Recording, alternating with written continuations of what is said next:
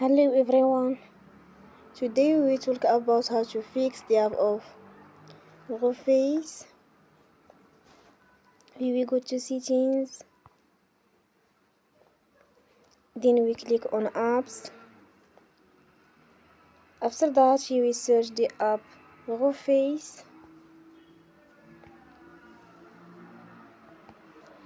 and then we click. Then you will on force stop. After that you will go to storage. Then we click on clear cache. In the end, you will turn your Wi-Fi and you will turn again. Don't forget to support us by like and subscribe. See you next time and thank you for watching.